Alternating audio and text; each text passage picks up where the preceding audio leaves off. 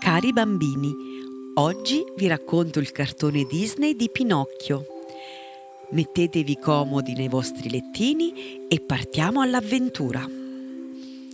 C'era una volta, in un piccolo villaggio italiano, un anziano falegname di nome Geppetto che viveva solo nella sua bottega, circondato dai suoi attrezzi e dalle sue creazioni in legno.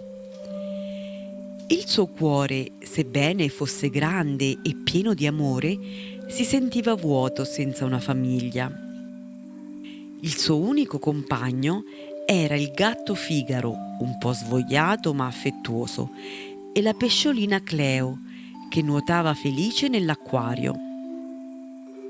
Un giorno, mentre lavorava al suo banco, Geppetto si trovò davanti a un tronco di legno e decise di intagliare qualcosa di speciale.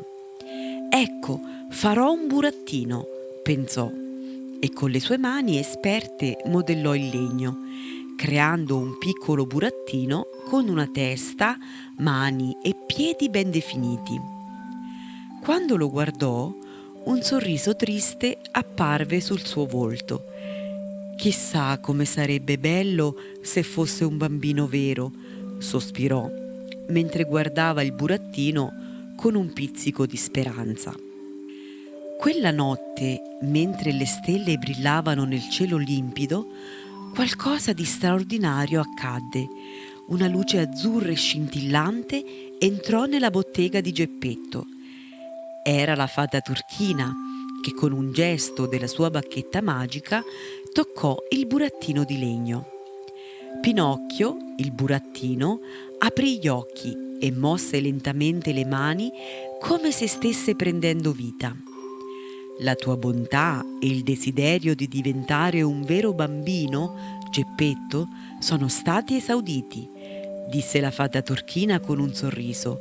Pinocchio, ora tu hai la possibilità di diventare un bambino vero, ma dovrai dimostrare di essere bravo, coraggioso e disinteressato. E avrai un aiuto in questa impresa. Il grillo parlante sarà la tua coscienza. Ascoltalo e potrai realizzare il tuo sogno. Geppetto, svegliandosi il giorno seguente, trovò Pinocchio che si muoveva e parlava come un vero bambino. «È un miracolo!» esclamò, con gli occhi pieni di gioia. «Pinocchio, oggi ti mando a scuola. Devi imparare come un vero bambino, così potrai diventare quello che sogni». Ma Pinocchio, curioso e un po' ingenuo, incontrò lungo la strada il gatto e la volpe, due malviventi che lo ingannarono dicendo: «Perché andare a scuola quando puoi diventare ricco e famoso nel teatro di Stromboli? Vieni con noi». Pinocchio, che non aveva esperienza nel distinguere il bene dal male, accettò l'offerta e si fece prendere da loro. Quando arrivò al teatro di Stromboli, però, la situazione cambiò. Stromboli, un uomo burbero e cattivo, rinchiuse Pinocchio in una gabbia e lo costrinse a fare spettacoli per lui, guadagnando soldi ma senza libertà. Pinocchio, triste e sconsolato, pensò alla sua casa e a Geppetto che lo aspettava. La fata turchina apparve nuovamente, vedendo il suo dispiacere. «Perché non sei andato a scuola, Pinocchio?» chiese con tono severo, mentre il burattino abbassava la testa. Pinocchio, sentendo di aver fallito, rispose: perché volevo diventare famoso, ma adesso sono prigioniero». Ogni volta che Pinocchio mentiva, il suo naso cresceva. La fata turchina gli spiegò: «Ogni bugia ti allontana dalla verità. La verità è ciò che ti farà crescere come persona. Ora vai e sii più attento alle tue azioni».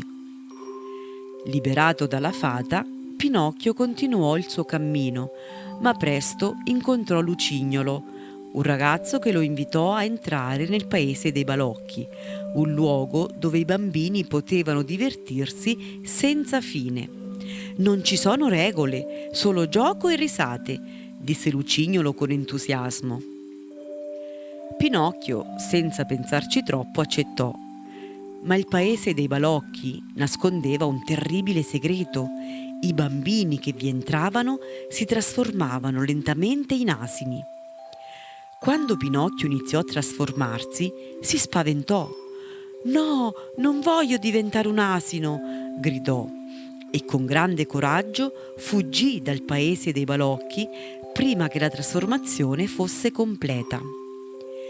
Il viaggio di ritorno a casa fu lungo e Pinocchio scoprì che Geppetto, preoccupato per lui, si era avventurato in mare per cercarlo, ma il vecchio falegname era stato inghiottito dalla gigantesca balena mostro.